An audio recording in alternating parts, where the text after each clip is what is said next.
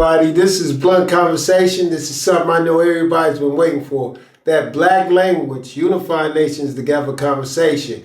Today, my very first introduction to this situation will be somebody that is well known and has done something that many people haven't been able to do. Hold your tongue. Hold your tongue. Hold your motherfucking tongue. Yeah, you did. And my man Mike Anderson is here with me today. He has, you know what? Follow the story because we're going to talk about it. This is Blunt Conversation. I want everybody to be welcome here with us. Like, subscribe, and always comment, man. I love to hear what you guys say. Yeah, even if it's love, even if it's hatred.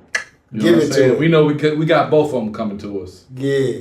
So I'm going to start it like this, right?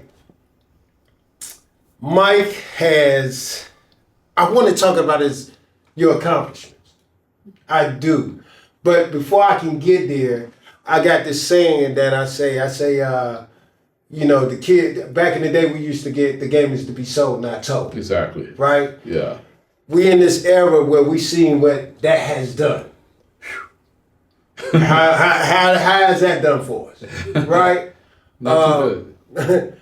So now I'm willing to tell it and not sell it. Exactly. And that's what I got you here for, and that's why I wanted to make you the main focus of this foundation, of Blunt Conversation.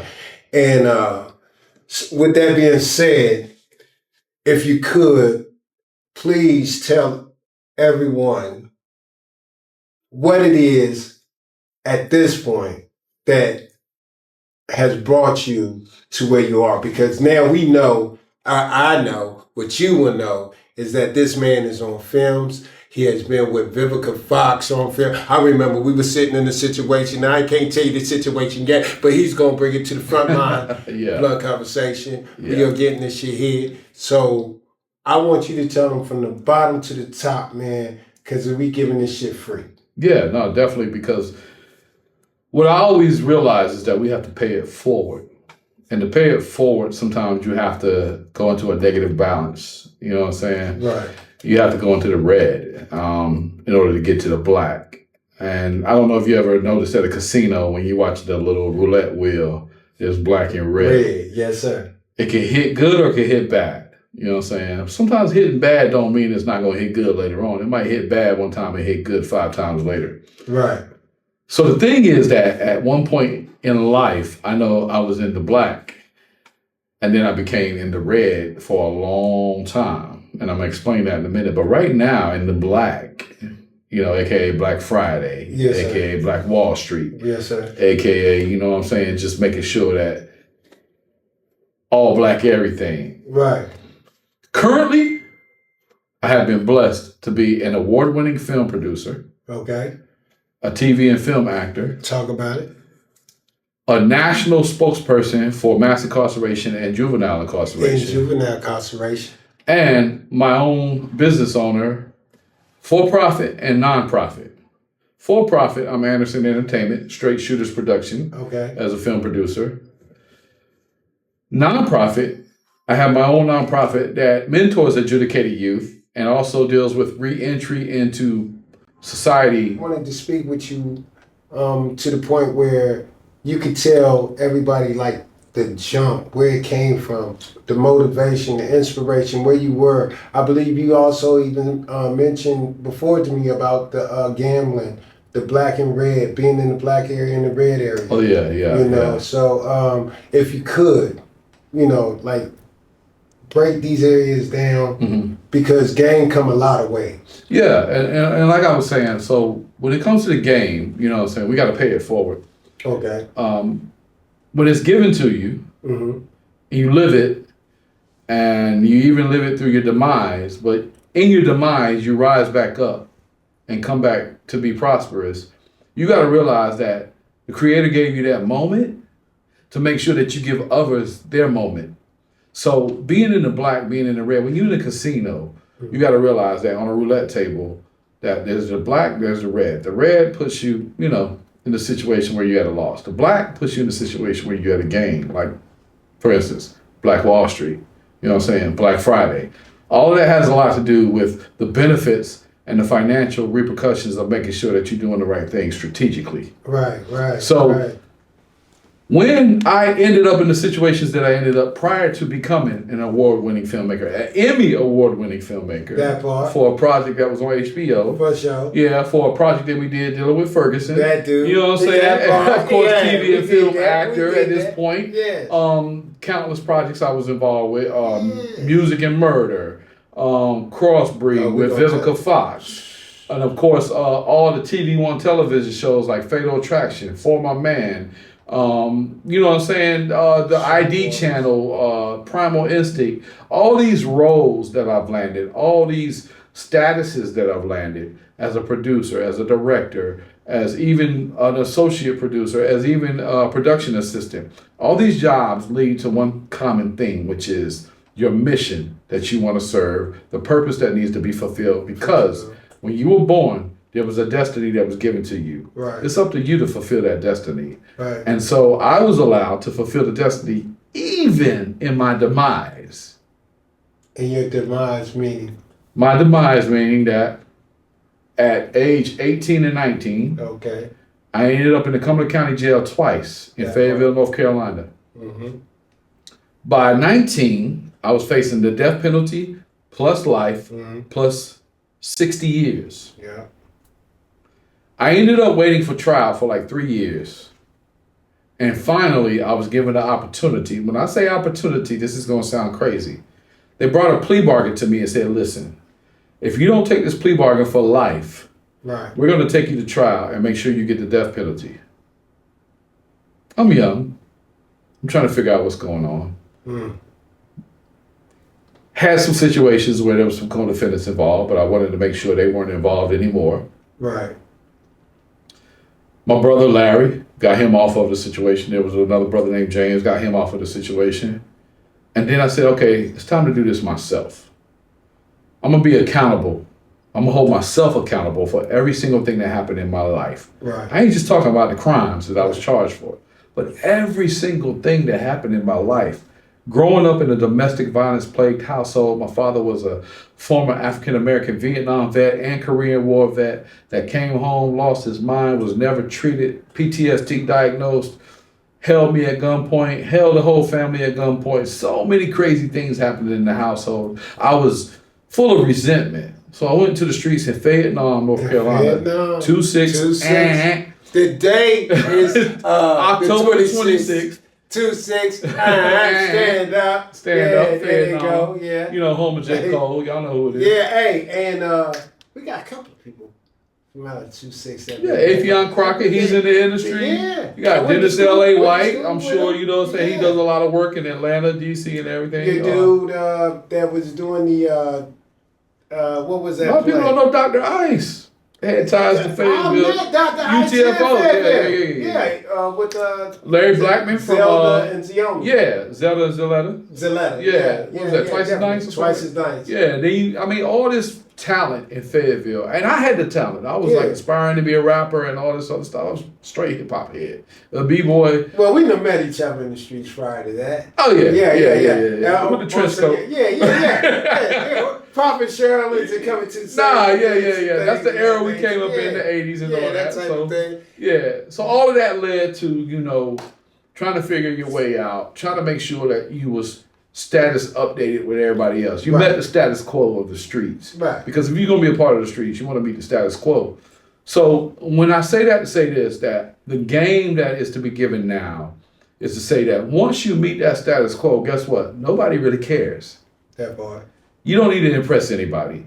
To all my youth, to all my youngins out there, yeah, I'm saying youngins, I'm in D.C. right now. To all my youngins, this is what I want to tell you. There is nothing that you need to prove to anybody, nothing about yourself that you need to validate that will put you in a situation that brings you to your demise. And that's what happened to me. I brought myself to my demise. And I understand that. You went in the red. I went in the red. Facing Facing the death penalty plus life plus 60 years. Took a plea bargain for life. But guess what? Life is not over. Right. So I was able to go in, and the first place that I remember being at was Polk Youth Center in Raleigh, North Carolina. They called it Gladiator School. I remember that. Yeah, Gladiator School. You got Off the Chizzy by Dizzy. Yeah. So let me tell you something. I remember this counselor, Miss King. Shout out to Jocelyn King, and she knows I love her to death because she suggested, based on my IQ scores, they tested me and everything. They said I scored high in IQ. It's like, what in the world is going on? Why are you here? Right. I said, psh, have you seen my hood? Right. Bunce Road, North Carolina. Shout out to Bunce Road. You know what I'm saying? The Boogie Down Bunce. Yeah. Think about it, ma'am. Nothing was offering me anything that I really, really needed in life as this talented individual that you so to speak and say that I am. But did you know that? Did you know? You didn't have an idea that you yourself was that gifted? Nobody cultivated that in me. I remember doing a talent show at Ann Chestnut Junior High School in Fayetteville, North Carolina, and I was portraying Heavy D. Mm-hmm. Me and my whole crew, we killed it. We won. We won the talent show. We won it. Yeah, 8th grade. Yeah. It may be a little different because it kind of let the shorties I was trying to impress and everybody else let them know who I was. You know what I'm saying? Right. Little heavy set, light skinned nigga. You know what I'm saying? Right. Trying to do his thing in hip hop because I was hip hop. I felt like I was a b-boy growing up. Right. So I didn't realize me being lyrical and poetic was a gift. I just thought everybody rapped. So everybody couldn't rap, Mike. Everybody couldn't break dance. Everybody couldn't do graffiti. True. But if you were one of the ones that could, and you were at the top of the game, that's in every element of hip hop. Definitely. In every element of hip hop. So I missed that.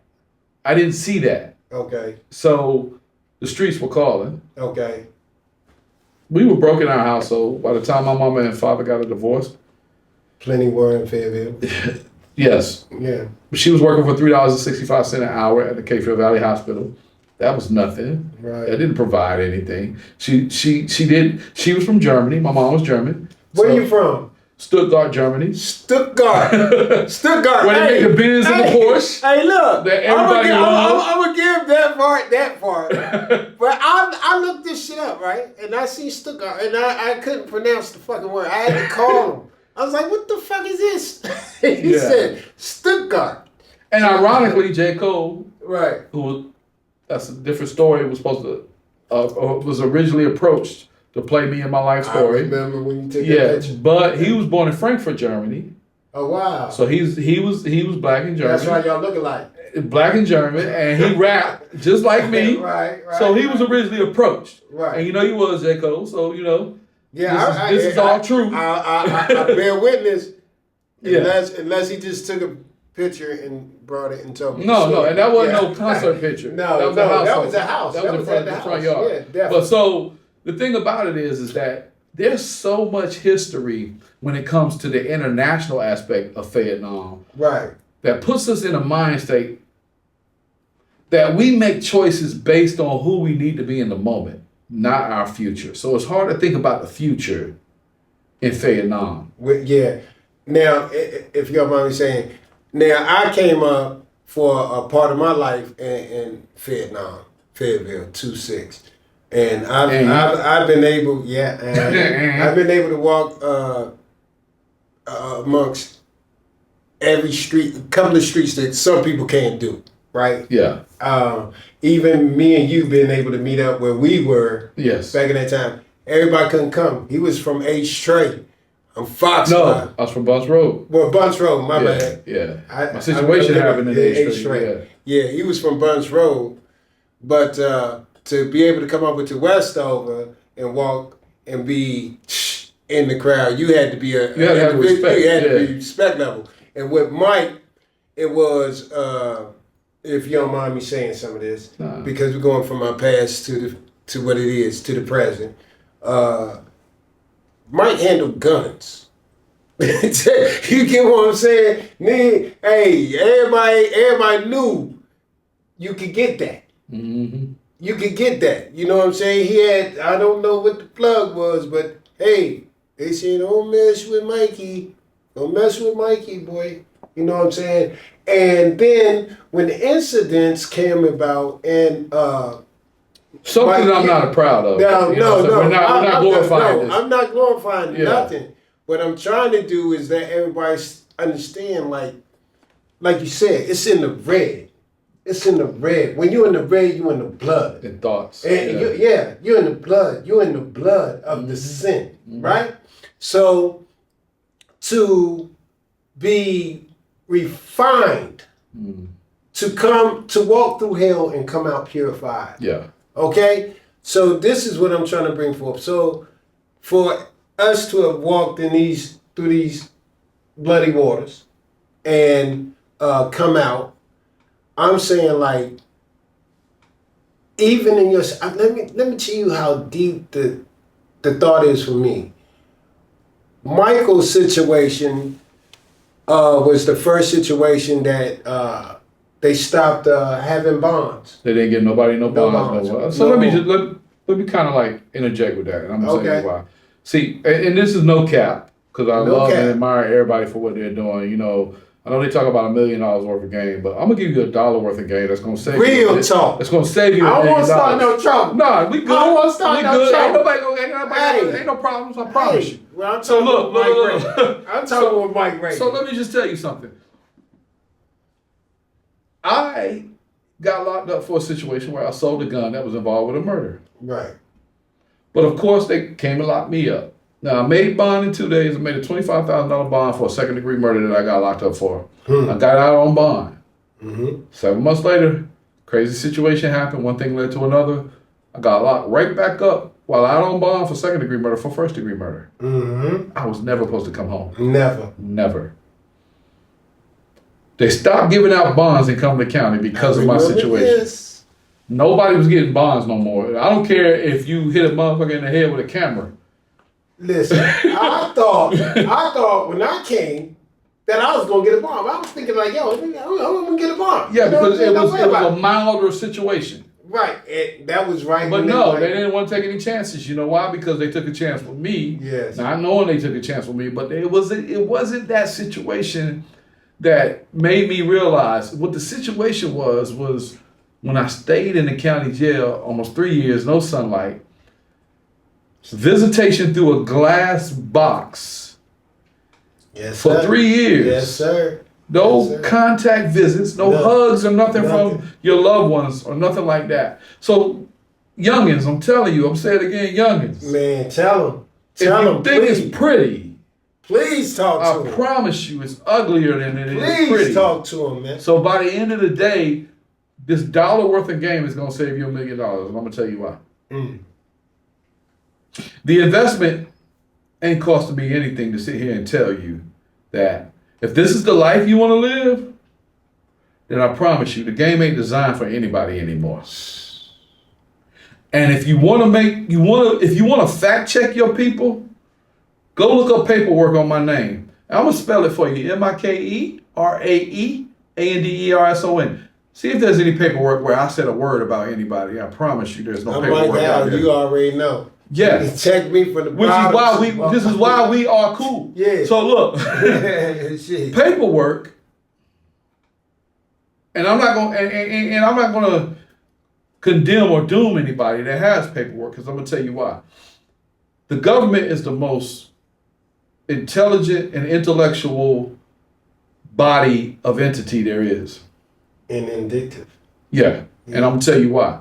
Because everything is designed based on from whence we came. And from whence we came is the threshold of slavery. Truth. So we realized slavery existed. We woke people talk about slavery, and we talk about the system. We talk about the institutionalization of the system. Why aren't we woke enough to stop what it is that we are doing that's repetitious, that keeps us in the system? Ooh, can I talk about it? Blunt conversation, black language, unifying nations together. Hey, look, man, and the real part about what he's saying is like, man, stop being a punk, man. Get your ass up, man. If you see the shit wrong, man, get up off your ass, man. That's what Mike did. That's what I see. When the people I'm fucking with right now, I'm sorry. I'm jumping off a little bit, but it's going to be for real with you. You jump off and jump off Yeah, in. it's real. You know what I'm saying? Like, when I see For real is if you so scared you can't move, get the fuck out the way, man. Get out the way, because the people that need to come through got to come through. Don't be a hindrance trying to be a sheep that's just willing to go with the masses. Because right here is what's real. And what you have to understand, man, if you continue to follow the crowd, once you get in it, guess what? You see a bunch of dummies, and you wonder why the fuck you sitting there with a bunch of dummies. And you're looking for the smart ones. You're looking for the ones that fell in there the way you did, that knew they shouldn't have been in there in the first fucking place. So what I'm saying is, like when I grabbed my guy here and seen that energy, and I'm talking about he did 17, I did 7.5 years. Same circumstances, facing the same shit. First degree murder. Facing the death penalty. Of course. That's all they And we all us. sitting there to be able to come out and this man tell you he's walking amongst the people that we used to motherfucking fantasize, look at, idolize on television and say, yo, I'm on a movie with him right now. Yeah. What type of people are you messing with when you're in them circumstances? Yeah. Because even when you're at the bottom, there's still a polished soul down there. Somebody willing to shine. Somebody that need to be polished. And all that takes is communion, getting together. That's what we've done. That's what all we day, do. every day. Yeah. Like, so May 11th makes 17 years being home for me, 2025. 17 years home. 17 in, 17 out. But the brother that I was on the inside with, and there's several other, but right here, what you see is the brother that I was on the inside with. Now I'm on the outside with him, and we're creating the opportunity for those of you to realize that this ain't the route you need to go. Right. This ain't Route 66. This is Route 77. Right. So let me just tell you, so the numbers that he was just speaking, think about it. In 1991, when I was 19, okay. 19 times 3. Okay. In 1991, when I was 19, I went in. And it was supposed to be over for me. But lo and behold, I am in front of this camera lens, the all-seeing and all-knowing eye that's going to show you who we are as the brothers that are making sure that you don't need to go down the road. In the Bible, it talks about Christ when he says he went into hell for 3 days to take the sting out of death. Yeah. We are those brothers that went into the penitentiary to take the sting out of incarceration. Yeah. What makes you think that we should be here? And I don't care if we go viral or not. If 3 of y'all hear this show or watch this show, I promise you, you will gain the necessary knowledge that is necessary to stay away from the belly of the beast. Why is it called the belly of the beast? Because a beast does not have bile in his stomach to digest you. So it has to regurgitate you at some point. Even with a life That's sentence. what the whale did. Even with a life sentence, my brother. Yeah. I was able to become regurgitated and come home and figure out what it was that I needed to do, what my destiny was, my divine purpose. You feel what I'm saying? Yeah. You as well. Yeah. Like right now, Blunt Conversation was an idea that was birthed. It became something lodged in the matrix, which is actually the definition and the translation of womb. Yeah. So therefore it needed to be birthed. So now Blunt Conversation is what? It's a reality. Yes, sir. As a man thinketh in his heart, so is he.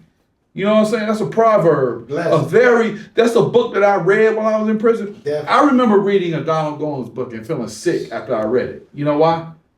Because it wasn't what I needed to be. But then when I read As a Man Thinketh, I felt so full of knowledge that I realized at that point, get rid of the trash. Listen. Get rid of the trash. He's saying the realest. He's saying the realest. Because and consume the soul food.